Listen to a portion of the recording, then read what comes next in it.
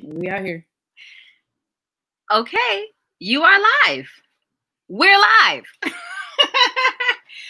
Okay, so hello everyone. Welcome.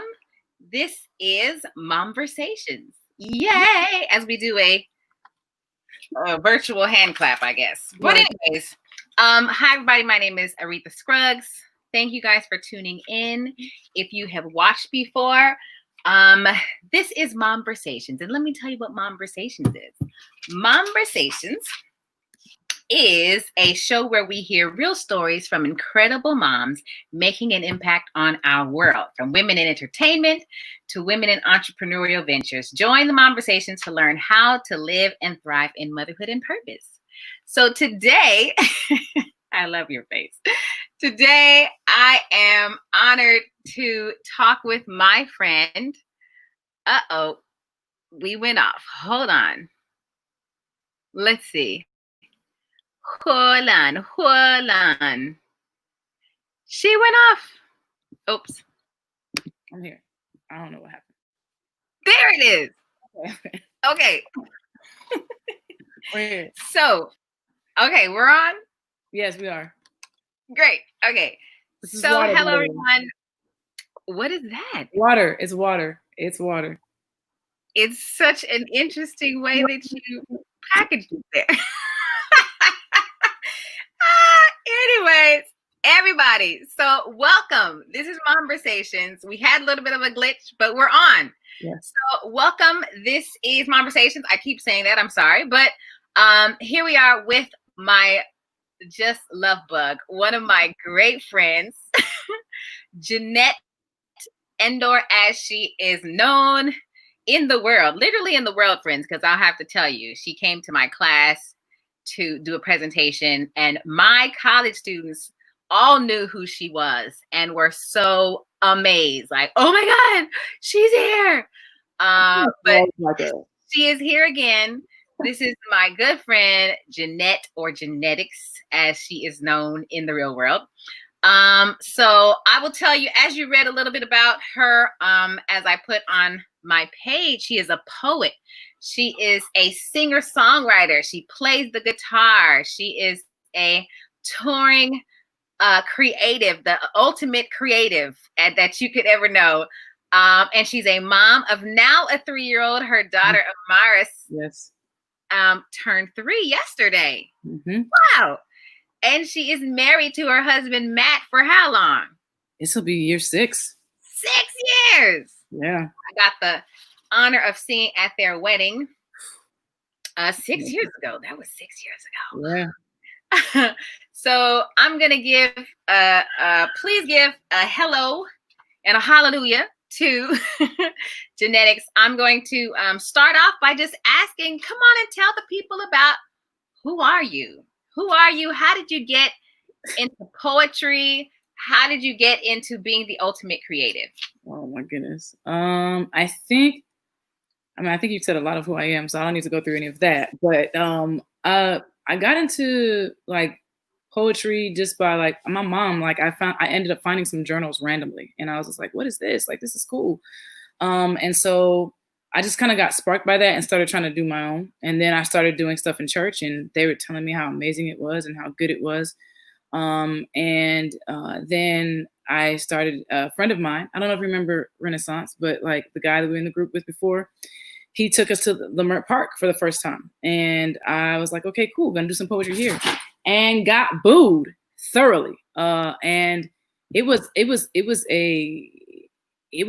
good for me, because I had just been told by church people that I was just good. And they were like, no. And like, you like, back in the day, Leimert Park, like, it wasn't like today, like people can't take it. Like, it'd be like, please pass the mic, like, get off. Like, you're taking up somebody else's time that could be dope. And so it was a tough time. And I just kept going back until like at one point, finally there was like, yo, I don't even know if I believe what you believe, but I'm convinced by what you're saying, because now you're at a place where we can actually respect the art form, where you could stand in this arena, which was my goal. I didn't want to be whack.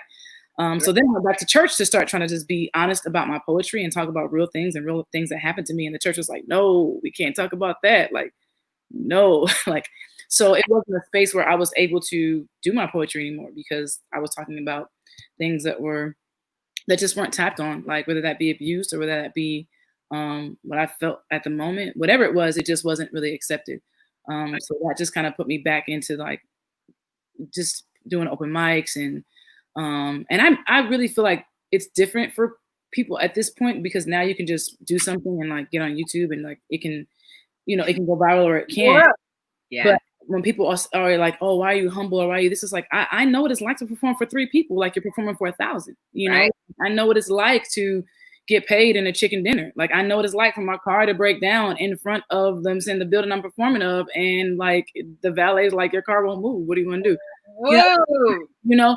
I know what it's like to walk like 3 hours to get on an open mic list that you may not even be performing at, like just because you're so hungry and passionate about the art, or you just want to be in that environment so bad. So it's not even about like if I get to get on stage and I want to be in that element. Wow.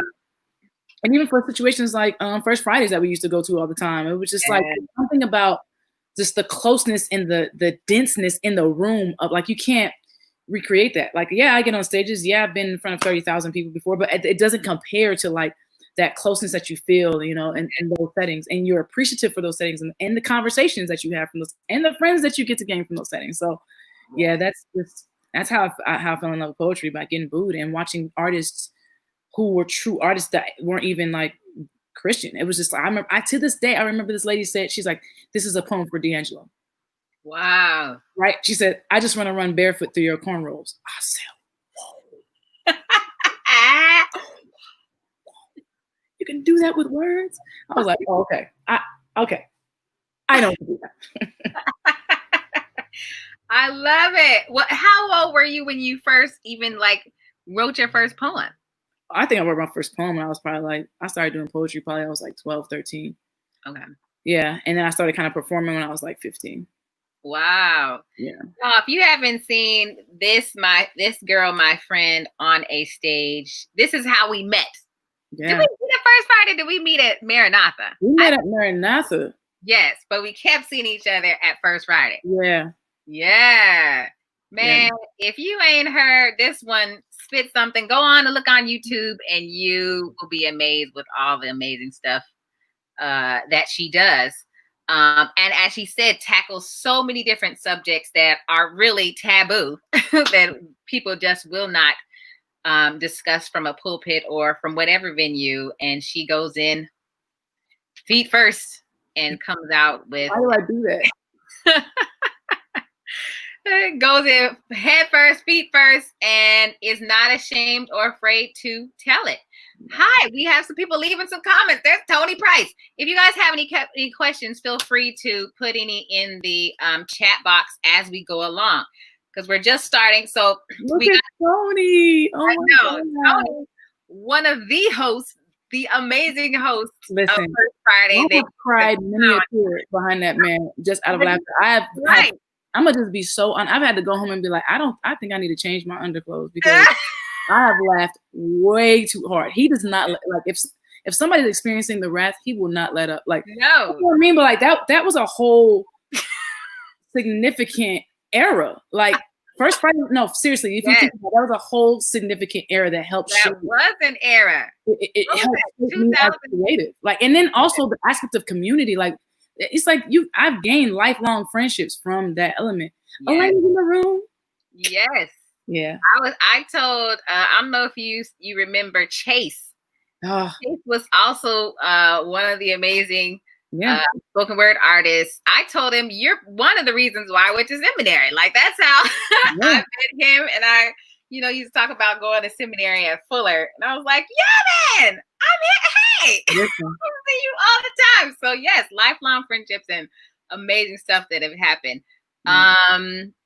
Oh, that's a good question. We'll come to that later. My mother, can you see the chat like I can see it?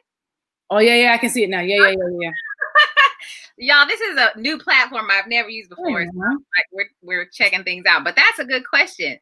My mom asked, what do you foresee for the future of open mic? So we'll come back to that. But so she already talked about how did she get started. How did you guys even, so what is amazing, I think, about you, and even maybe you can talk about the group that you are a part of. how you are, like, being a poet and actually making a living doing that. Like, I think people are still like, how in the world do they do this? And they're not only making a living, but like sell out amazing venues all over the world. Can you talk a little bit more about the group that you're a part of? How did you guys even get started, and how did you build these tours? Yeah, it's funny. I don't even, we all met on the platform of the Passion for Christ movement, P4CM. We met there. People kind of like automatically thought we were all in a group then, but we were just individual artists who happened to come together on a night where most of us met each other that night. And so even like with Ezekiel and certain people, like we just established, for some reason, we just became really, really good friends. I remember Jackie and Preston and all of them had come from Chicago for the second one. And it was this space, like for me, when I went up, I was still saying things that even it's like, it was one of those things, again, like similar to First Fridays, where it's just like, this is a real thing that's actually happening. And the second time was when Jackie kind of started talking about coming out of lifestyle of homosexuality and all that type of stuff. And then it just was so many different topics that were being addressed.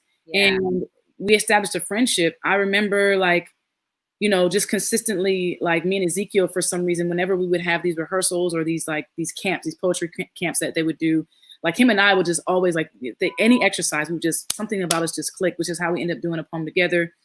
And and then we kept getting booked together all the time. So even before that, like to address the aspect of getting booked, it's like, I think the huge part of the difference was really YouTube, because we've been doing this long before there was a YouTube. I remember doing this before, dare I say, an internet. And so, there was such a time. Yeah, so that's why those are things that keep you low. So you don't find out about events by way of, it's like, no, you gotta hustle to even put on events, and it has to be dope because people are talking about it. So YouTube really changed that. And I think like once the whole video of I Will Wait for You kind of happened, I was finishing up my degree, and I was just like, I started getting booked, and I was like, Mom, like I got to a point where I felt like I couldn't do both. I was like, Mom, what should I do? Should I finish school or should I do this? And she was like, sweetheart, to be honest with you, school will always be there no matter what age you are, but this is what you've always wanted to do. You've always been passionate about this. You've always desired to perform. You've always desired to travel and do your art. So I think you should do that. And I think that was really sound advice, speaking from my mom's like perspective while we're talking about Momversations, because that was the first person I called for the guidance. And I didn't expect her to give that answer. I thought she was going to say something really different. But I think it's insignificant. What a good mom does is really notices the special things in you and cultivate that, as opposed to what they specifically want for you or what they see for you. So I was really, really appreciative of that, because if she would have said something otherwise, I would have done something else. And it's scary because I have friends who have degrees on degrees and still don't necessarily quote unquote make what I make. But also have years and years of college loans and debt, which I don't have. And so it's like, it really is about God's hand. I think what was happening with the tour was Ezekiel was like, I have an idea. I don't know if it's going to work, but let's just see if we thought about we got to be getting on the road with people we really care about and know that, we're going to last through this. And it was just the four of us at first, and we just hopped in a van and was just like, let's just see what happens. Wow. On our own merch. We were hustling. We were getting shirts pressed on the road. It was straight up. We were stacking shit. It was crazy, but we were just like, let's just do it. Wow. The second year we went another van. It was busted up. Like it just every year it was like a little bit better. And then, it just kind of got to the point to where it's like, at the same time, we were still selling out venues. So it was a really cool situation. And then thinking of who to add on and who to kind of bring in, like even with Chris, like he came on like serving. It was like, well, let me help. I'll open, but I'm also going to run this digital media. I'm also going to make sure this looks better. I'm also going to reshoot this, so this goes with this. And that's kind of what brought him in tight, because he was about the whole, it wasn't just about him coming on. He came in serving on top of what he was already doing. And so it was like, nobody had this role where it's like, I only do this. And then, Joe came along. And by the time Joe came along, I mean, we had got sponsored, so we already had a tour bus at that time. So I always joke with him, like, bro. You ain't know how to rough it. You don't know about when we had to pee in the back in a cup, like, what I'm saying, because there was nowhere to go to the bathroom, so, but those are some amazing times and amazing stories. I'm grateful for them all. And now it's just like, we get to be on the road and hit multiple cities and then do a US tour and then do a national, international tour. And it blows my mind. But again, I think the answer is social media and YouTube, because it gives people access that would have never had access to you. So wow. Oh, amazing. Okay, well, that is the career part. Now let's move to talking about motherhood. I mean, and you can, I mean, I know you even stepping into the motherhood train, it was it was difficult at first. And I don't know how much of that story you want to share of Amaris's birth. But how did you come into motherhood, and especially was it in the midst of tour, or how? Yeah. Me and my husband got together. I'm kidding. So it was one night. I don't know what happened, to be honest with you. So actually, prior to that, like, I was pregnant prior to Amaris. And I was excited. We were very excited. I was on the road pregnant. He was not on the road with me. And I actually ended up having a miscarriage in Kansas City right before the show. And how far along were you? I was approximately, I think about 15 weeks. Wow.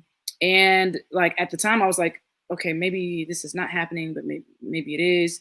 And sure enough, it was happening. And then it kind of like my friends started knowing that like something is wrong, something is very wrong.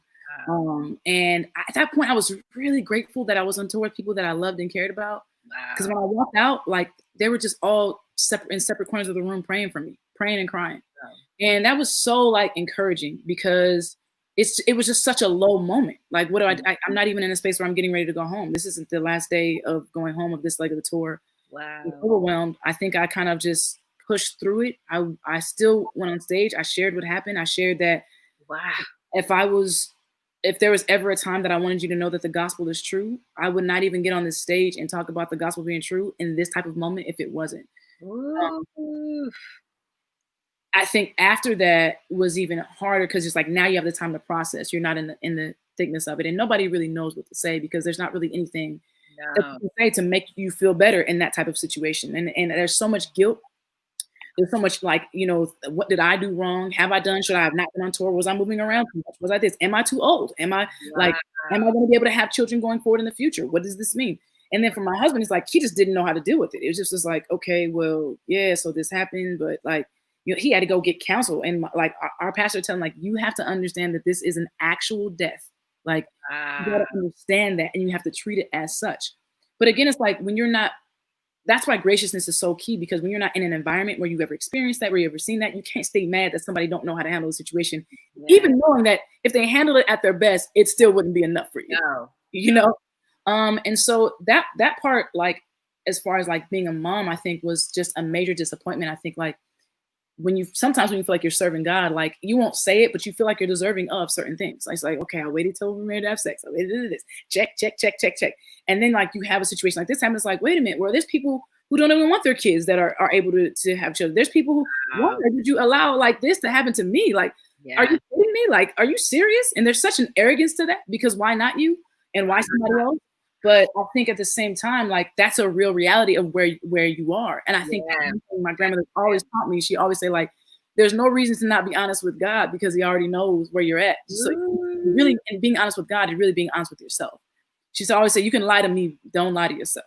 Wow. So like, the honesty of like, to say, I am angry, I am frustrated, I am upset, I don't understand. Like, you need the freedom to be able to do that. And sometimes religion or people don't know what to say, and they just like, they gravitate to religion too quick, or they say, and there are people who are just doing things that like, that just were hurtful, and they didn't know they were hurting me. Oh, when I had 2 weeks after a miscarriage, and you're like, oh, when y'all finally gonna have some kids? It's just like, oh my gosh. Wow. Stuff like that is like, man, you don't know that you're being insensitive. You don't know all the things. It's like, let's all try to be mindful of what's going on, like, even if you don't know what's going on. So I think that part was really hard. I think with Amaris, when I got pregnant, first of all, I don't even know how that happened, because there was a window where I was not supposed to get pregnant at all, because they're like, just from a health perspective, your body needs to heal, blah, blah, blah, blah, this and the other. So double precautions were being taken. That's all I'm going to say. And I'm still here. So. Wow. I heard that story a few times in our own family. Listen. So I think the first thing that happened with Amaris was I just so much fear. I just had so much fear because I was just so worried that this was going to happen again.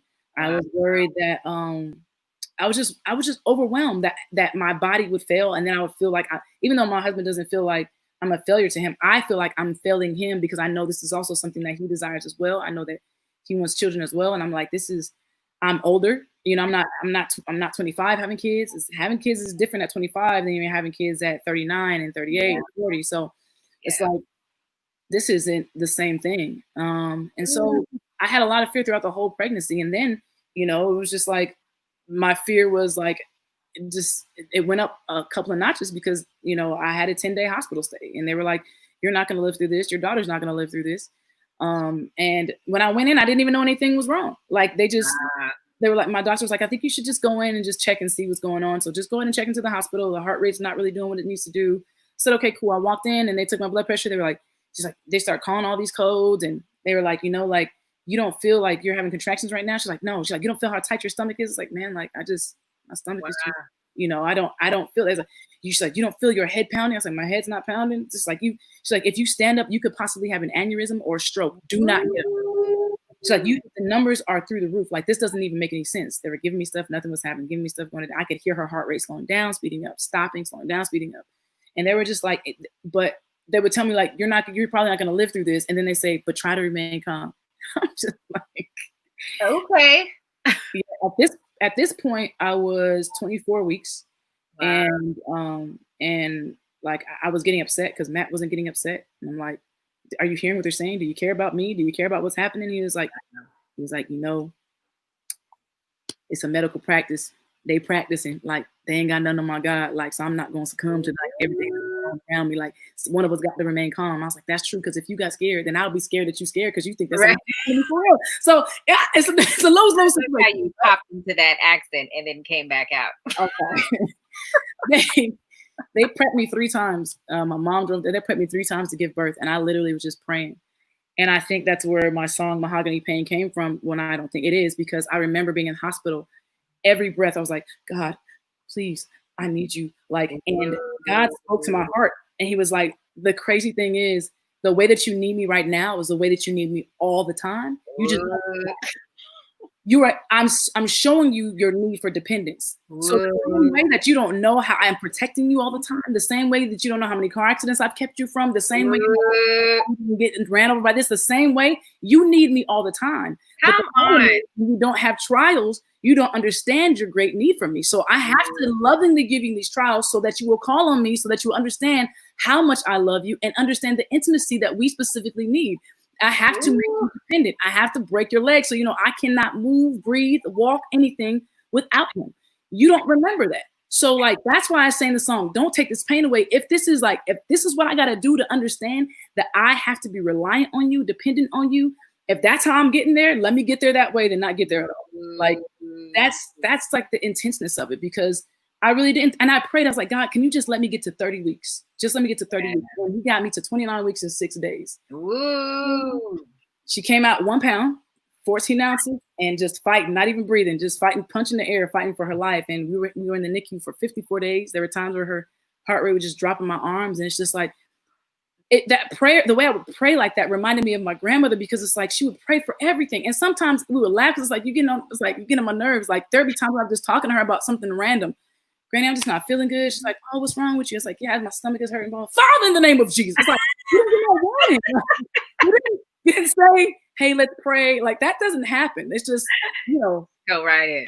You just go right in. Or those mornings, I never in my life woke up one morning till I didn't see her on her knees praying before I got those nights where you felt somebody coming in the room and anointing your head with oil in the middle of the night. What is going, the shut-ins, the all-night prayers, like, where is that? You know, so it's like, it reminded me of my great need to be in consistent prayer. But if I didn't have that, it's like, it's so easy to just start going about your day, carrying on about your day. By the time you get to it's the end of your day, and you don't even see how much you have needed him. And so I think, like, for me, that's what God showed me so much in becoming a mother, is that, like, even for this, even in this miracle, even in this, like, even in the growth of faith, because it was like so many I would wash my hands so fast just to try to rush around to see like, okay, what's her vitals doing? What's happening? Like, did she gain a half an ounce? Did she gain a pound? Like it's almost like the manna. It's like you think you want so much, but it's like, hey, let me give you this day, your daily bread, so that you know I'm not gonna give you this because then you won't call on me. So let me give you what you need today. This is enough for today. Tomorrow has enough work, but here's today. And so it's just like, man, like that's like what I really learned. Like that type of patience, the dependency is what you need. Not even just now. I need that now for my 3-year-old. Like I said, who's jumping off the couch, driving me crazy. Yes. Wait a minute. What you? Yeah. Wait a minute. So I think that like that is like the introduction to that for me. But it also was like, yo, like I remember also remembering feeling extremely inadequate because I had that C-section.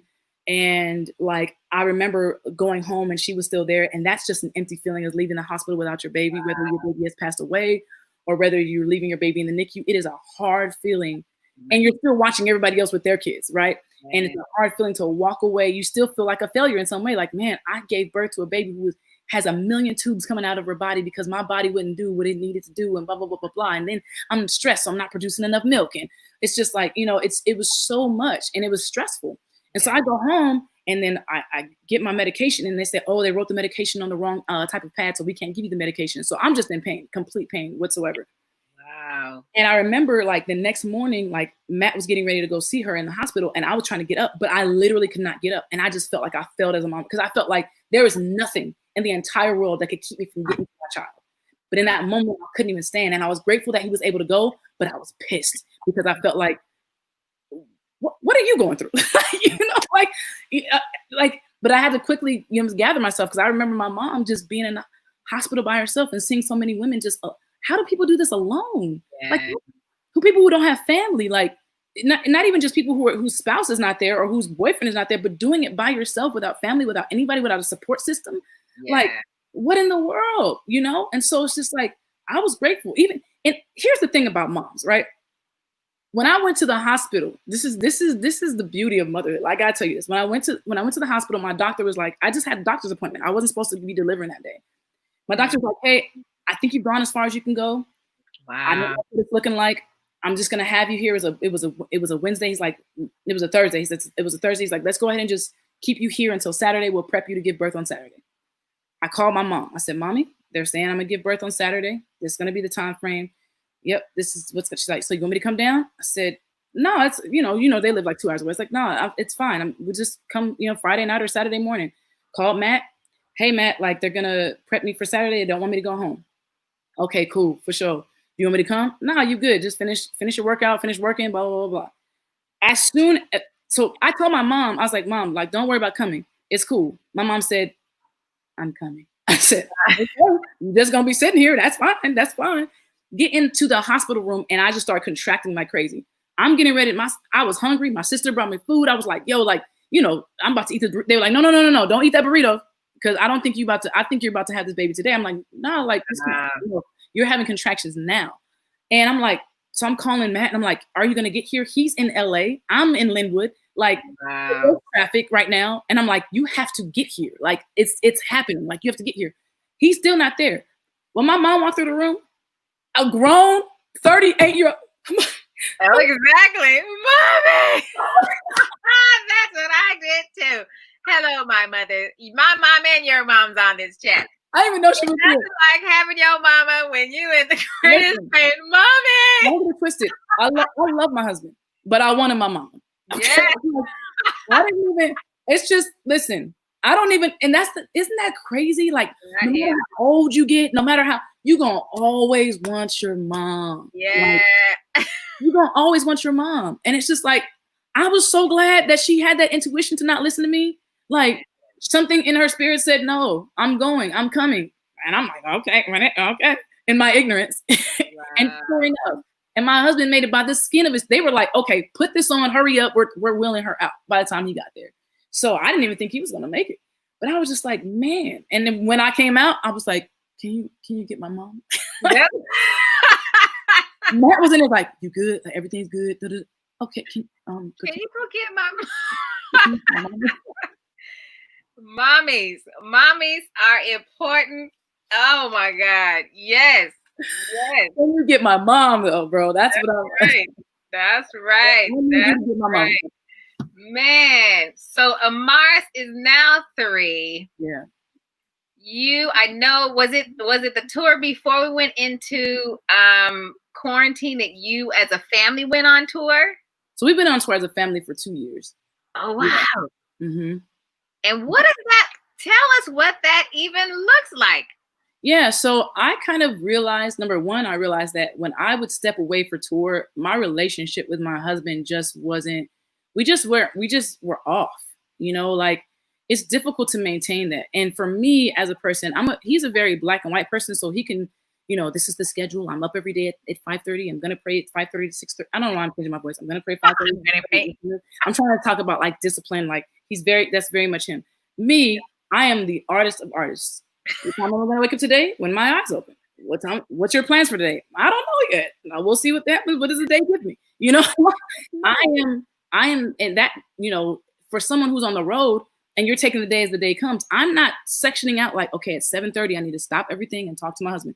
I'm on tour with my friends. Like I'm over here like we at what's open on tour late at night. We're at Fridays. We're at all the trash food places. Like, and then I call like at the end of the day when I'm exhausted. Oh yeah, I just was calling to let you know I'm just about to go to sleep. And you've been waiting all day to talk to me. So that was one component I really didn't think it didn't work well for us. And then when we had our daughter, I just felt like nobody's gonna do it like me. I think especially her being a NICU baby, I think there are certain things that I noticed about her, because even when we brought her home, there were times where people were like, oh, you just need to let her cry, don't pick her up, whatever. But she didn't know what to do, and so her face would turn blue because she doesn't know how to make things work, how to cry and breathe. And so it's like there are certain ways in which I know that I'm going to notice something before anybody else is going to notice something, and it continued. And I just didn't feel. I felt like I never want her to feel like she is not the priority. I don't want my family to feel like they're not the priority, because it's a blessing that I'm able to do something that I'm passionate about and that my husband is on board with and everything else like that. I never want her to feel like, I gotta work. I gotta do this. And if I'm blessed to do it, yeah, it's harder. It's a lot harder. There's so many things that go on that makes touring is exhausting. Yeah. Touring with a 1.5-year-old, touring with a 2-year-old. The first year was even worse because I'm washing bottles in hotel rooms. I'm like, it was exhausting. It's past exhausting, but I wouldn't change it and that became a non-negotiable for me, which also I got pushback on. And for me, my thing was this: as Christians, I feel like you should be the first to do whatever you can to keep a family together. Yeah. We're not saying pay my husband or do that. If there is a way for us to do this collectively, then that's what it has to be. And I had to get to a point where I say, hey, if it doesn't work out, I guess it's just not for me this time to go. I have to believe God that much, because for me, it's just like, again, like, it's not that I can't, that's not it. It's just like, I'm her mom. And if I can do it, I'm going to do it. There are plenty of moms who don't even have that as an option. Like, they got to go to work, like, and they can't bring their child. Like, that's a real reality. There are ways in which she learns, the ways that she absorbs knowledge that I know that what type of learner she is. Other people may not know that. Like, my daughter is very, like, the way that she picks up on things, it's like she has very associative brain. So it's like, okay, like, let's learn in this situation. Let's learn in that situation. Like, she had more passports than I ever had at 2 years old. Right. So, but I think that it's made her extremely inquisitive. I think that, like, and you know what it means to travel with a baby. I think and her adjustment to things, is her bounce back is so crazy, and the way she adapts to environments is so amazing to me. So I think, like, for me, I was just like, if we can do it, then that's what I'm going to do. So when I tell people, hey, like, it is my family or just not me. And it's okay if it's just not me. If it's somebody else that needs to be, and this is not part of it, that's fine. But I am a package deal. I love it. And it's hard sometimes because you're going to get no's. You're going to get, okay, well, then I guess this isn't for you because that's not in the budget. Okay, well, it's not in the budget then. But for me, it's like, nah, like, and even there are setbacks. Like, Amara started being potty trained before we went on tour the second time. She was doing really well. I bought a potty to bring along with us on the road. Now, they convert the whole back of the bus for just, you have the bunks on the side, but to convert the back space for just like a bedroom, kind of like for us. Now, mind you, it's still very cramped. Like we're all, Yes, it is. my husband's like 6'4", I'm Yes. like 5'7", she's in the middle. We're laying, we can only lay on our sides, and like, because of how everything was, for potty training, you need consistency. Like it just got way too hard for her. So now when we got back home, I had to start all over again and re-potty training, but I mean, it wasn't, I don't count it as a bad thing. I just count it as an adjustment. But I think that like, I always need for her to know that she is a priority, and I will stop. So if I'm doing a sound check and I see that she's crying, then hold on, because that's my priority. Or I'm going to hold her while I do the sound check. Yeah. And it's hard. It's really hard. But I think that like, it's such a beautiful opportunity to be able to have her and have my husband with me. And so it's like, even when I think about my issues that I had with like submission in the beginning and stuff like that, it's like, yeah, but now look at the situation. Like my husband has said, hey, like, I believe God is really using you in this way. I don't know what's going to look like going forward in the future, but at this time, I think this is the best decision for our family. So mind you, yes, like in the morning I have her and stuff like that. He can go to the gym, whatever the case may be. But once the nap time starts at 1 o'clock, wherever we are in the United States or the world, from up until after the show is completely over, he has her the whole entire time. I'm going to talk to people after the show. So I'm probably going to get on the bus past midnight. And after past midnight, I still got to get off the bus and take a shower. And so there's just so many components and elements of where he serves the family. And it's just like, like, I think we just have to be like, not be afraid to make decisions for your family and as a mom, and to stand up for it and be like, yo, like, this is extremely significant to me. And I need you to understand that no amount of money, no amount of this, no amount of that is going to alter that. Like, because this dynamic is extremely significant to me. It is my priority. Wow. That's beautiful. I remember seeing the pictures that you posted when you guys were on tour, different videos. I was like, that's beautiful. Yeah. I know it can't be easy, but people were really inspired by that. Because for me, like, this ritual where after we do the Q&A, they always walk up, and she walks up and she's dancing, and we all walk off together off the stage as a family. And usually when people see me come to the front of the stage, they don't know what I'm doing. I'm waiting for them to come back and for us to join each other and walk together before the show starts. And he prays with me before every show. So she's putting her hand on me to pray. And I think that like, it's inspiring. It's an inspiring dynamic, especially for our culture and for who we are. I think we have to be very proud about the family dynamic. Yes. It's a beautiful picture. It is. So maybe that goes into the question, what do you feel is your purpose, and how does family, your career, and purpose, how do those things line up for you? What is your purpose in general, do you think? Yeah, I think it's so funny because it's going to sound super generic, but I think that for me, I would describe my purpose as the Great Commission, honestly, like preach the gospel, make disciples, go out and baptize them in the name of the Father, Son, and the Holy Spirit.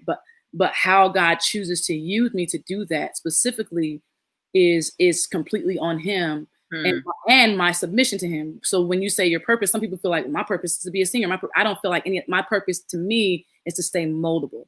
And I think that like, it's hard because you want to attach yourself. You end up, sometimes you can attach. That's one thing that this quarantine has showed me. Like, sadly, like I've wrapped a lot of my identity up in, I want to be represented in this specific type of way. So if I can't have it in this type of way, then I don't want it at all. Wow. And it's like, no, that's not being moldable. That's not, staying moldable in the hand of the Lord. That's not being good clay. And so I think for me, like, it's the purpose is to stay moldable. So yeah, like today I'm on tour, and for these 3 months I'll be on tour. Yeah. But then after tour, what? I'm trying to come home and serve the heck out of my family because of we have to understand, like, it is a great sacrifice. Yeah. Like, it's not that my husband doesn't have goals. My husband has 2 degrees. He has an elementary education degree, and he has his MDiv from the Master's Seminary. So it's not that he's not educated and doesn't have goals and dreams and aspirations. He's just putting those to the side for, at this specific time.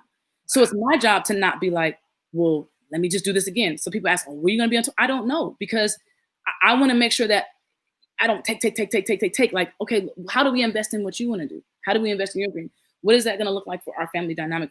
She needs to see both of us, serving in that capacity. So I think like the major goal is to like, how does God get glory today? Not like, yeah, I'm a poet, but tomorrow I'm a musician, and today I'm a mom, and today all of those things are significant. Yeah. So, but also I think that the scary part is not seeing like the crazy opportunity, and I'm at the coffee shop today and I feel like I need to have a conversation with this person on the basic level of just like, hey, how are you doing? Nice to see you here. Blah, blah, blah. What are you into? Blah, blah, blah, blah. You know, you're going to see people consistently at certain places. Like, am I being intentional with preaching the gospel, making disciples, even in that situation, as opposed to like really be on this specific situation and let me share Christ on this stage and let this be the distance. And you ask me questions about what I think about scripture, and you ask me questions about how to handle it. What deems me to be in a position like but so people view you in that light because our culture naturally uplifts, like, are naturally fanatical. It is my job to bring that down and to actually say, like, no, we are on an equal playing field here, and we both have a responsibility to have our face in scripture and learn. We both have a responsibility. My purpose is no different from what your purpose is. It just looks like this today. So it's not going to look like this 2 months from now. Like, I'm going to be at home, and I'm not going to be this. I'm not going to have no lashes on, and I'm not going to have, like, I'm going to be over here today. So I think, like, the key part is to express value and significance in every single aspect of those roles. Like, okay, this is what it looks like. It doesn't feel good today, but would I be as, it's like when I'm thinking about like my grandmother her last time here, or even just serving like our parents as they get older, do you view that as significant? If you have to start changing a bedpan for a parent, is that really as important as I'm doing this on tour? Like, what will my family say of me? Like, do they feel that I serve them that way? Or do they just feel like, oh, that's, I almost use my family name that they call me. That's her. And that's what she does over there, but she don't really care about us. So I think that like, that's the reality for me. My purpose is to know him and make him known and to rep him well. Like, that's our family. Like, slogan. Like, I will hear Matt scream that from the back before I start any piece. Rep him well. Rep him well. I'm like, okay, now I can start, because it is a quick reminder to say, hey, like, this is not for you right now. Yeah. This is not your representation. This is not be so dope. This is not kill the game so people can walk away and be like, this is operate in excellence because of who you represent as the excellent one. So while we're on the subject of family, how are you all taking this place that we are? Not only the pandemic, but how is your family dealing with all the, I don't know if you've been in a bunch of talks, but all the racial unrest and all the things that are happening. How does family, the gospel, how does all that tie in for you? With what we're dealing with right now. Yeah, I think it's interesting, number one, to have grown up in, like, been born and raised in LA and then come to the South and experience things here. It's a very, very different dynamic. Like, people laugh, but I say, like, people say, how has it been for you? It's a huge culture shock. I've never been around this many Black people before in my life. People are laughing, but it's very true. Yes. Atlanta is not Black. It's a different Black. It's Black. Like, like, it's HBCU. It's like, it's every, like, Black on Black on Black. And you know where we come from. Like, that's not what it is. Nope, like, nowhere. I'm not even being funny, but I'm trying to find the Hispanics. Like, I can't find them. Like, if anybody knows where they are here, let me know, because I'm trying to go salsa dance and eat some food. But it's so different. And I think also too, like, we are a little bit further removed in LA sometimes from what actually still, like, I experienced. I was like, oh, she's really feeling entitled to this parking space. I feel like I might have to get out the car today, So I think that it's different. But I will say our response, even as a family, I think we might have an interesting approach, I think. And it's not to downplay everything that's happening and everything that's going on. My goal, I think, is to be honest about where we are, to acknowledge where we are, where we've been. This is not it's not a new thing. It's a new thing for some people. Yeah. It's a reality for some people, but to my husband, who has been, as pulled over as a college athlete, and to the point, having gun drawn on him and being in tears. And if they did not see he was played for Alabama. So if they did not see his Alabama tags hanging in his car from his ID, they wouldn't have let him go.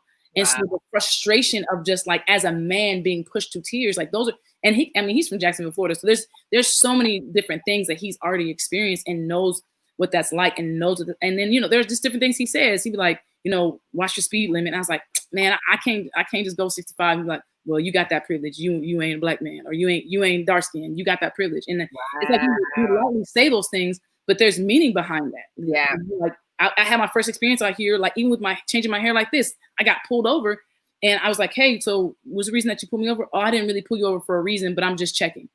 You told me that. Like you literally told me that. Wow. And then you asked me, do I have my insurance? I give you my insurance. You say like, oh, it's not coming up, and you give me a ticket. Only for me to have to go to the court to say, here's my insurance. I've had the whole time.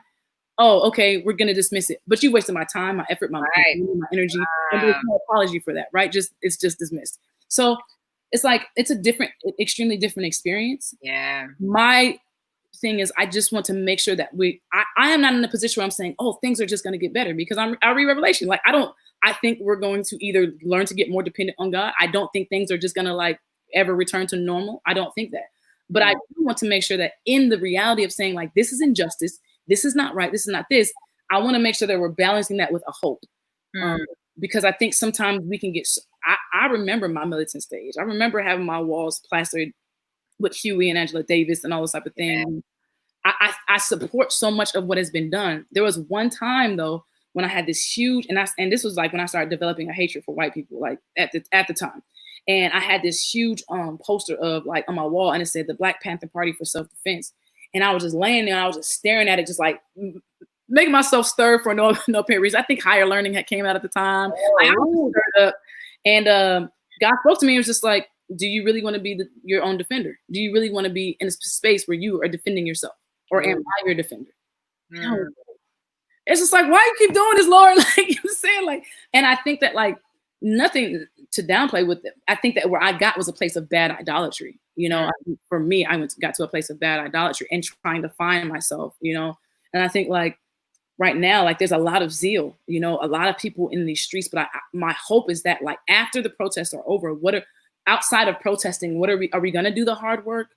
Because protesting is hard work, but what are we doing from a community standpoint? How do I get involved? So for us, like our goal, like part of us moving here was he wants to open an all boys private school, specifically teaching life skills as well, because like we feel like if we get into the young minds, I think that's like that will affect change that we probably won't even be here to completely really see, but know that we've really invested.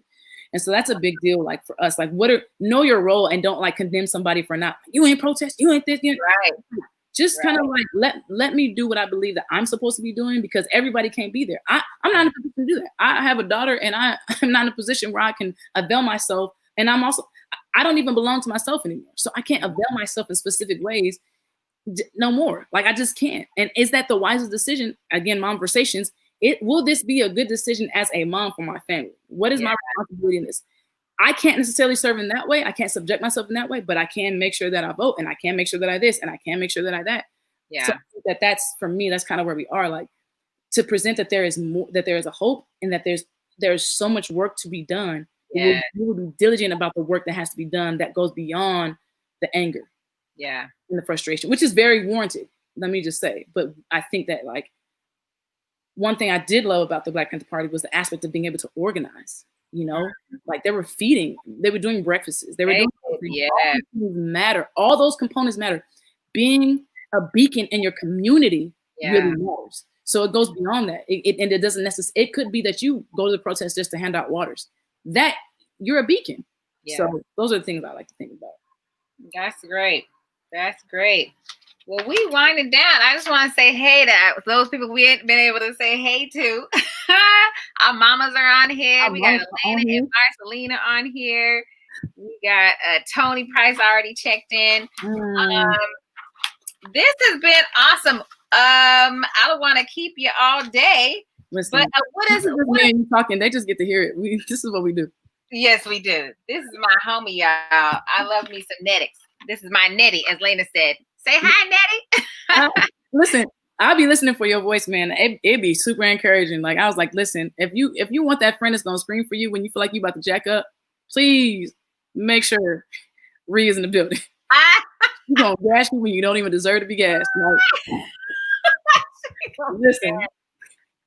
That's right. I cheer for my friends. This is important. That distinct yell in F sharp, a little diminished. Come on, let's go. That's important. That's important. Since we're talking about motherhood and balancing all these different things, what does self-care look like for you? I know that's like the key word these days, but truly, I mean, it really is a for real need. Not that we always get the ability to do it, but what does self-care look like for you? I mean, even before the pandemic, but even during now, being a wife, a mom, a poet, a minute. I mean, all these things.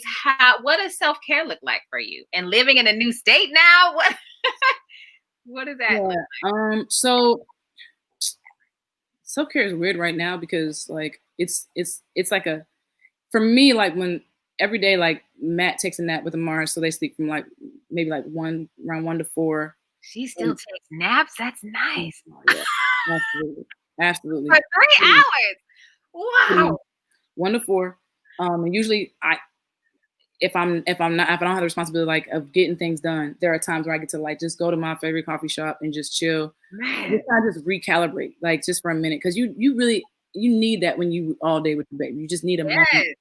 You need conversations with friends. You need those type of things. And then also too, she goes to bed at 8:30. He takes her up at 8:30, and I kind of just have like an hour and a half to 2 hours to kind of just like, you know, it's funny because I have people who ride in the car with me and they're like, why you don't listen to so much music no more? It's just like, listen, silence is a song. Silence is a song. Me either. I just need a minute.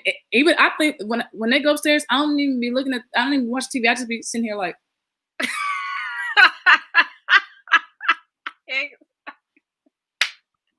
Yes. Nobody's gonna call my name. Yeah. Nobody wants applesauce. Nobody wants goldfish. Right. You know, it's like, so that's a bit of self-care that I get like more consistently. But for me, like Matt knows, like there are times where I just need to, and it may have to do with getting married later. I need to be by myself. Like I need to just, even if it's for a day, it's for a night. So sometimes like I find like different tiny houses out here, like, excuse me, sir, kind of needs to go, like just for a night, for an evening. And I'll just kind of get in my own space, be by myself, and just like, oh, spread your arms wide, legs wide, you know. Wow. Sleep with nothing. With tiny house? You know? Say again? You rent a tiny house? Yeah, like they're like really like for the evening, like they're really affordable out here. So you can rent a tiny house for the evening. And it like last time, it's like, man, that's what I was saying. It's like you get to just, it's beautiful. I was like, I'm laying in the bed. I'm free, ain't got nothing on. Nobody has any expectation that I have nothing on. Like, it's just, I think for me, I need to be able to be just away and in my own mind and my own space, and to turn off. Like, whether that's just like I'm just staring at nothing, or I'm just want to binge watch something, or that's a big deal for me. Or being able to just kind of like, I'm gonna go grab something to eat for me. I'm gonna eat by myself with me. I need that. Like, I need to, and for me, it's important for me. Like, I need to get away from the element. So they have these getaway houses as well, where you actually go into the woods, and there's no phone service, but they have like a regular telephone if you need it. And it's just this cute little itty bitty cabin, like just by yourself for a little while. So what? I just need. I've never heard of these things, man. That sounds awesome. No, they got some out there where you are. I'm gonna send you the link. Please do. I don't know when I can do it, but that would be awesome. So my husband's like, you just seem so happy. Like, you just seem so happy to be by yourself. It's like, I love y'all. I just need a minute. That's right. I need a minute. How do you, this kind of goes with the same kind of question. Like, I mean, I don't know. We didn't get to sort of dive into what has been the process of finding you, but how do you authentically maintain this sense of self, or this strong, you really are this amazing powerhouse voice. How do you maintain those things? And maybe that goes with the same bit of self-care, but how do you do that? I think here's the thing. It's probably gonna be an interesting answer. I make sure I subject myself to people that I know really, really love me, to kind of like make sure that they're consistently telling me about myself. Oh, good. So my sis told me one time, she's like, hey, like, I get that you may feel this as a pressure, and I'm sure you don't mean anything by it, but sometimes when you come in a room, you suck up all the energy. Like, you suck up all, like, she's like, for a person like me who doesn't talk much, it doesn't mean that I don't want to talk. I'm just waiting for an opportunity where I can say something, where I feel like it's a safe space for me to say something. So it's just like, I'm not telling you to dumb yourself down, but I'm just asking you to be more mindful of everybody in the room, because I think sometimes you feel this pressure to be like, oh, nobody's talking, so let's just, let me, okay, what's up with you? And let me tell you about this time, and she's like, that's cool, but at the same time, like, you just got to make sure you scale it back and make sure everybody's included in the conversation. She's like, also, sometimes you can kind of like this way, and then everybody like who's involved, like I think so when you say like how to be strong in a room, I think it's also knowing when to be reserved in a room and to be able to push people forward and make sure that everybody else's voice is heard, so that everybody else feels significant. And it hurt my feelings, because it's like, that's not my intention, but I needed to hear that, because like I'm really trying to be welcoming. Like I'm not trying to be mean. I'm trying to be like welcoming. I'm trying to be like, yo, like I want to make you laugh. I want to make you, but it's like, no, like there are other personalities in the room, and somebody may have something to say, but they may not just be as loud as you, but their point is louder than maybe something that you have to say. And so for me, it's really important to like, to scale it back and to make sure that I'm listening. Like, I think that's a really big deal, and making sure that you're heard. I think people really respect when they know that you are listening to them, because everybody wants to be heard.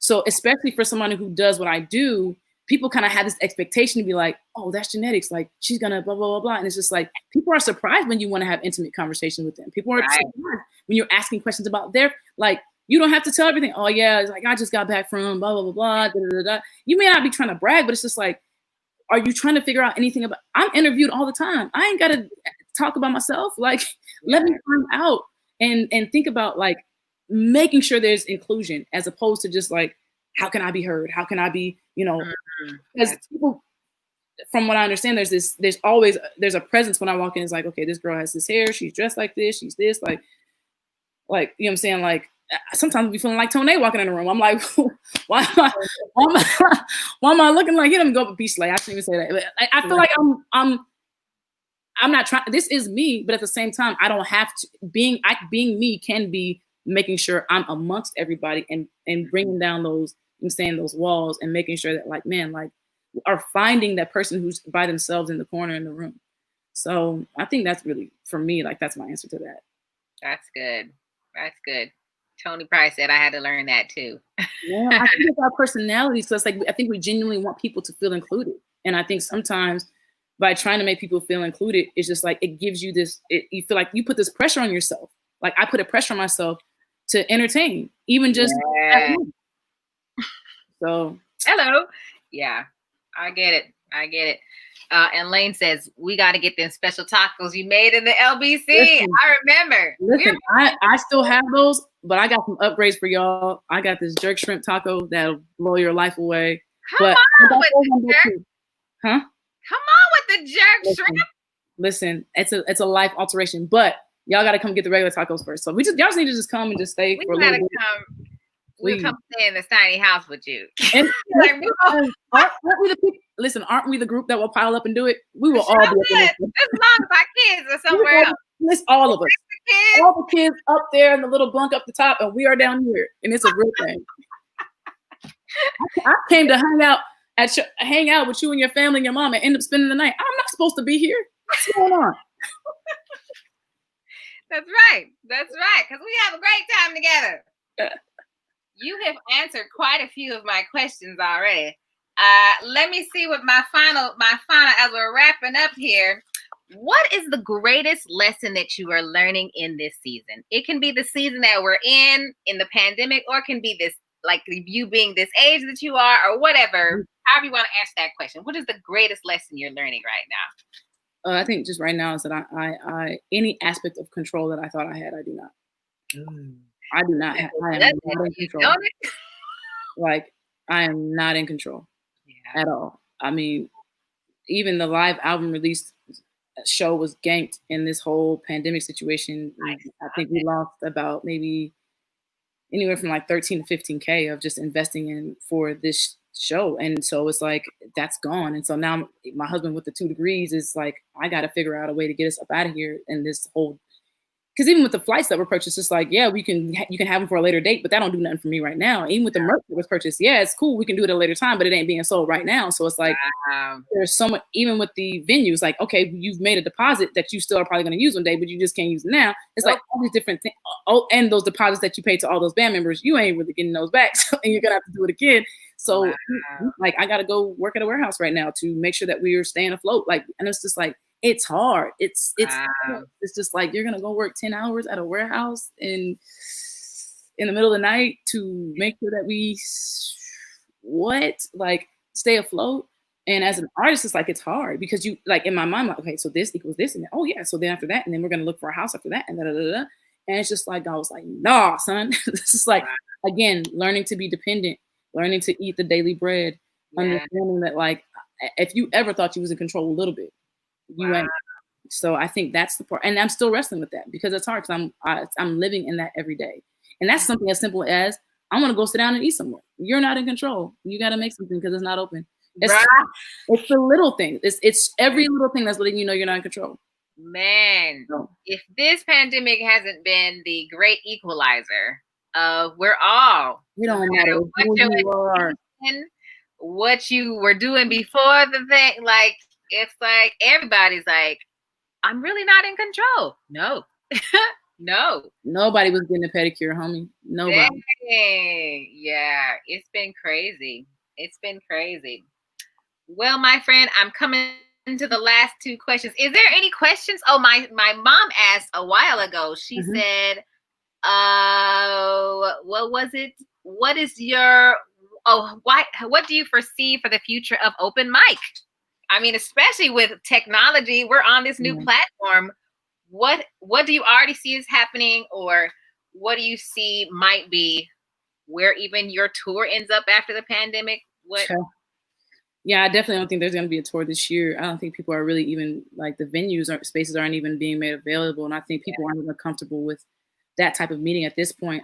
One thing I can say is like my heart is very communal. And I think that it's as like the age that I'm in right now, I feel like it's my responsibility to find those voices and find those and to help them channel that. Cause like, again, it's a whole bunch of zeal, but it's like also like, hey, let's make the same way I had that experience in Leimert Park. Somebody needs to say, like, let's help you hone that.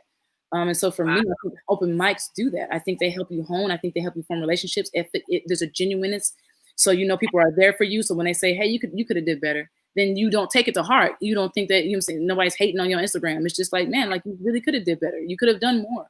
And so for me, like, I think a person like me is seeking to kind of do something similar where it's just like, we are kind of getting in that space where we can offer that. And offer even thinking through like, what does an academy look like? What does all those things look like? And so I would like to foster more of that. I don't necessarily know because I would like to encourage more people to do it. I don't necessarily know, again, like you said, because like technology wise, we don't necessarily know what it's like until we're going to be in close quarters again. But I would really hope that we don't let that die out because I think that's really needed. So, yeah. Yeah, man. Any other questions on the chat with those who are in? Otherwise, I have two final questions I always ask towards the end of our conversations or Momversations. Well, first of all, you can follow Jannetikz on I Am Jannetikz. Yes? Yep, everything. Yep. Oh, I Am Jannetikz on Facebook and Instagram. And it's Genetics. Yeah. Yes. Tony said this is the longest live I've ever been on. We appreciate that you still on here, Tony. That's an honor. The whole thing. That is an honor. We appreciate you staying on and listening, man. And I can just quickly say that the books that he has, like, oh my gosh, like my heart, man. I just love what he wrote. Man, I know I saw the book on your daughters, right, Tony? I think I saw that one. He has other books besides that? Well, I'll have to bring Tony on. Tony, you want to come in? Listen, that was ripping my heart to shreds. I'm okay, sorry. Let me not take over that. Okay.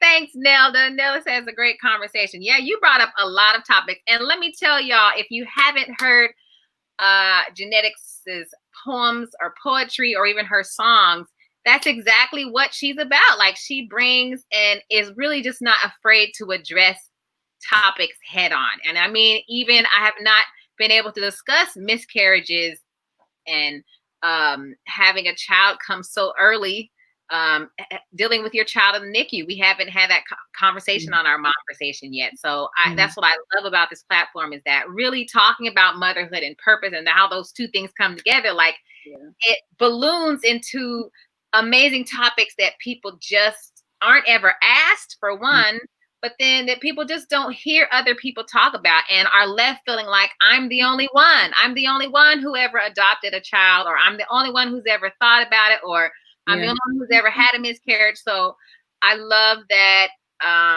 That's why I wanted to create it. And I feel like it's a God ordained idea. I love it.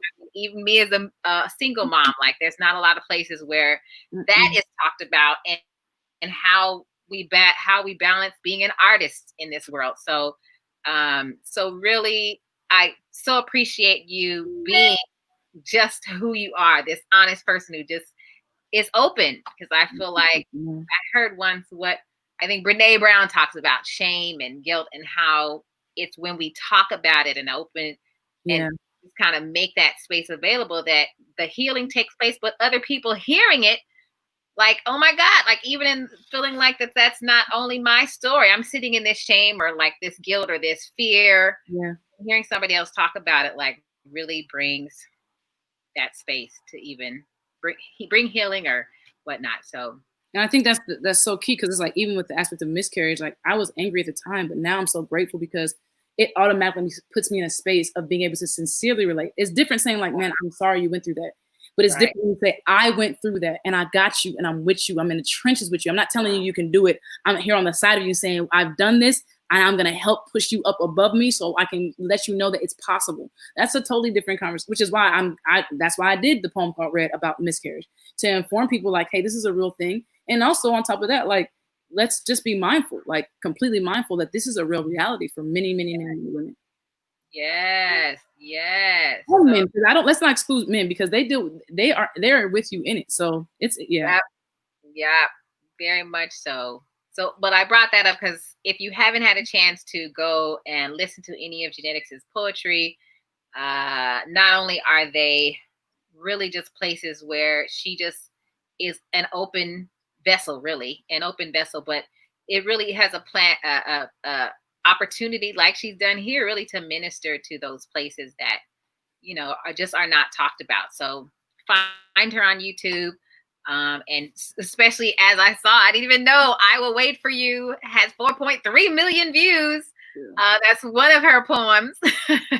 But she's got so many others. But she just, and maybe that's just her purpose and how God has wired her. She's just not afraid to talk about those subjects that really we, especially in the world of Christianity, that we're just like, oh my God, you don't talk about that. No, we don't talk about that. Let's put that back in the closet. No, these things need to come out, because there are people who are hurting and are really stewing in these things, and they need to be freed. So thank you for being you. Thank God for building and molding and so crafting you to be you. Yes. So my final two questions are, and this could just be a phrase or whatever comes off the top of your head. If you met Amaris later in life, say she's 40, if you met her later in life, what would you want her to know about you and your journey right now? I think I would really hope that she'd be able to like notice just sincerity, integrity, and that I didn't get it 100% right. And it's okay to not get it 100% right, but that I didn't tap out. And I think that's the biggest thing, that I just don't want her to ever feel like I tapped out. But I also want her to know that from a health perspective, that it's okay to take a break. So I didn't tap out. I'm not walking away from the game, but I think you need to allow yourself the freedom to say, like I said earlier, I need a minute. Yeah. Because I think going can allow you to crash and burn. And I think I learned that the hard way. It's like I face planted, because I'm just like, no, I got this. No, I want her to know, like, hey, like, she gave everything she had. She busted her face open a few times. She said she needed many a few times, but she ain't tap out. Yeah, that's awesome. Yeah. And the final question I ask everybody, because I love Michelle Obama, loved her book Becoming and her documentary on Netflix Becoming. They ended that with the final question they asked everybody: who are you becoming? So I will ask that to you, Jannetikz. Who are you becoming? Whew, you know, that's a really hard question to answer because I feel like I've learned so much that I don't like in this aspect of the pandemic. So much has come to the surface that has just been like, dang, that's really me. Like that is who you are at the core. That you can't run from that, you can't hide from that. Like that is you. So I think currently I'm becoming someone who is face to face with who I really am. Aside from the compliments, aside from the accolades, aside from the making certain people proud or not making certain people proud, aside from the what people perceive, aside from what is posted from a social media standpoint, aside from all of those things, even from a standpoint of just like, I'm not putting on makeup for this. Like this is what my face looks like, and I gotta feel this is who you are. Okay, like stop getting angry. Like I'm saying that the crow's feet are coming in. You're getting older. It's okay. You'll be all right.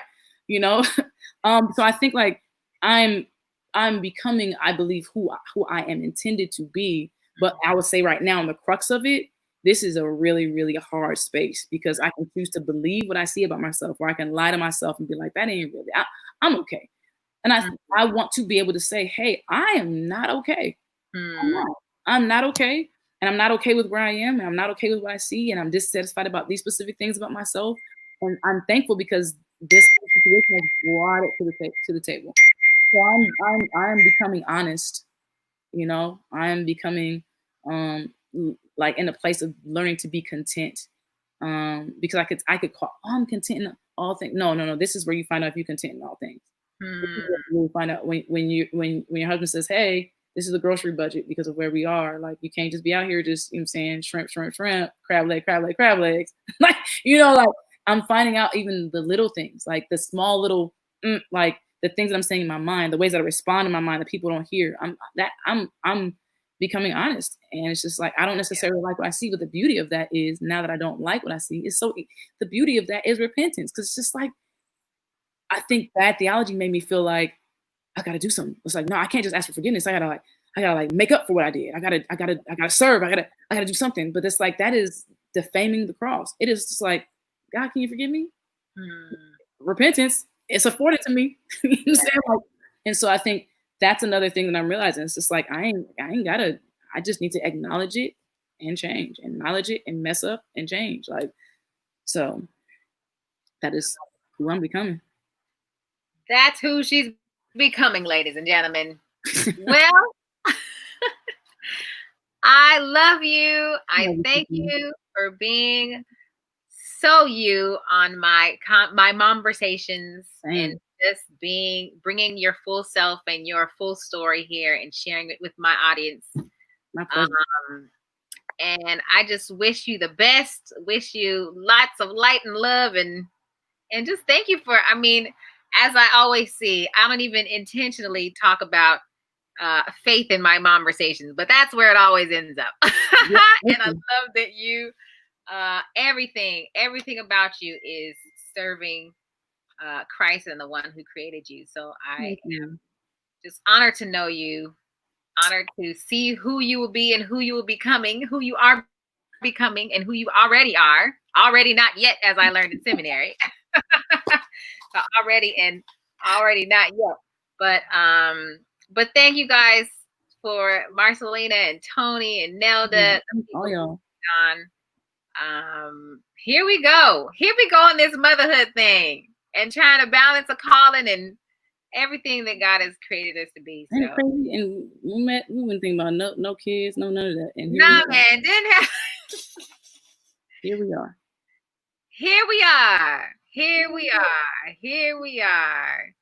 So thank you. We're stronger than we've ever been in our lives. That's right. I believe it. I am stronger standing in these 2 feet that I've ever been. I knew I could function on such little sleep. What? I'm still going for real. Right. Who knew that our bodies could take let alone our souls, our minds, and just getting back to this whole sense of, okay, God. Who wrote I'm Still Here? It's by the grace of God? I had to be a woman who had children. It had to. It had to be. Who wrote that song? I'm Still Here. It's by the grace of God. It had to be a mother. It had to be. It had to be a mother who had like seven kids. It's by the grace of God. Oh, I'm still here. Oh, that came from somebody who's been through. That's from a mother. Hey, let's look it up. I gotta find it. Who is that by, Mom? Oh, I'm still here. Wait, who is that? I hear the song. I can't think of the artist. I don't know what's by, but I know. I be using that on a regular. Oh, that's Dorinda Clark. Dorinda. She wrote that? Dorinda. Yes, she did. And I remember that song every time I watch it on her little Rose. Yes, her little Rose DVD. I remember the first time I saw it. I don't even know if I was 20 yet. But I remember I was like, yeah, I was crying. Because then she starts going to the audience. It's by the grace. It's by the grace of God. Yeah. I think she wrote it. And yeah, she wrote it. I think she tried to commit suicide. Like, she tells the story in the DVD. I can't remember, but I was like, yes. First time I heard that song, I was just like, oh, and yes, later said she handed out roses to the crowd. You can't do it. Listen, I've done a really good job of not being emotional in this space. So let's thank you, Lena. Let's dry our eyes. Way too gangster for this. Yes, she handed out roses, man. She handed out roses. I wanted to bring up, and I'll end with this, but you brought it up earlier, and I think when you started talking about it, I immediately, like, tears started coming to my eyes when you were talking about motherhood, and you were talking about when they took you to the hospital, or were you in the hospital about to give birth to Mars, and you cried for your mom. That was the first person you cried for, and the first thing that came to my mind was George Floyd. Absolutely. And George Floyd and you heard him cry for his mom. And I just think that brings to the reality of the responsibility that we have as mothers, like in life, in death, in the most tragic times of life, our children will think of us. Mm-hmm. I know it. Yes. Same thing. When I was in those labor pains, pushing Bonnie out, I was like, Mommy. But thankfully, my mommy was right there with me, and Lena was in there with me, and my doula. But yeah, it is a real thing. The response, which I think people don't understand, like there is that pressure that I constantly, I think, have to give to God, because there's that pressure, like, especially when they're babies, you're just like, oh, this little person, this little being is totally dependent on me. Yeah. And I don't even know. I'm trying to figure out, what is this? Like, bet you figured it out, though. Yeah. Oh, I figured it. You figured it out every day. Every day it's like, okay, this is how it works. Okay, we found out some new way. Yep. We found out some new way. Yep. But it is still like, yes, talking about not feeling like you're in control, feeling like you humbly like submit to the total dependence upon God, because motherhood is like the greatest responsibility. It is such a amazing, it's the greatest gift I've been given, but it is heavy sometimes, of like, this child, no matter how old they will be crying out for me. And I just think, tragic loss of George Floyd, but that was his mom. His mom was the first thing that he called out to. And I just humbly pray, God, help me to be the mom that I need to be for my daughter, no matter what she goes through. Anyway, I couldn't even watch it. Yeah, continue to watch it. After that point, I was like, I'm done. Yeah. Just broken, and broken in a broken world, and it's just like, Lord, please, Maranatha. Yes, Lord, help us. So, well, I guess we'll end on that note. I don't know. Any questions before we go? Anyone in the chat? Thank you guys so much again for being everybody, sincerely, for being here. Yes. Thank you guys for being a part of the conversation. And I think our new platform works. It's pretty cool. was pretty easy. But again, thank you guys for coming on. I'm gonna let Miss Jeanette go to her home and whatever. Maybe this is your time to rest. And That's my time to get the husband something to eat. He probably like, what's happening? He's like, 11:18. What's going on? Well, I will let you go to husband. Tell him hello for me. Of course. We'll be chatting. I love you, friend. Love you back, friend. Love you so much. Okay. We'll see you guys later. Bye. Bye.